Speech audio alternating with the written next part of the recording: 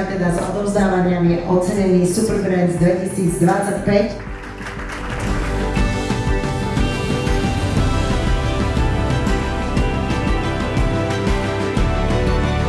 A ja som nesmierne hrdý, že práve dnes tu máme elitné značky, ktoré sú dôkazom, že aj na malom Slovensku sa dajú robiť veľké a pekné veci.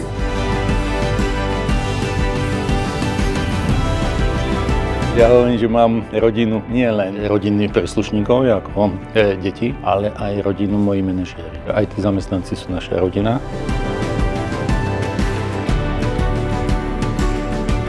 Je mi nesmiernou cťou, že dnes môžem odovzdať ocenenie Honoréry Superbrands organizácii Liga za duševné zdravie.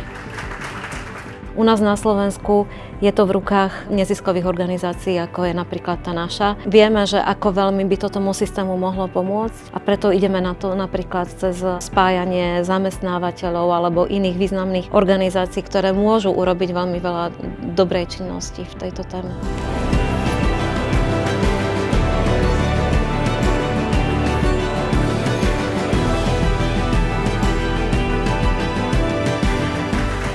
Ekologický produkt nutne znamená aj výrazne drahší produkt. A tomuto sme sa chceli my vyvarovať. Mojím takým cieľom je, aby sme vlastne tieto produkty vyvíjali tým štýlom, že vždy budú odvodené zeleným spôsobom, aby sme mali certifikované, že naše procesy nevytvárajú žiaden odpad, no zároveň, aby boli aj finančne viabilné pre výrobcov.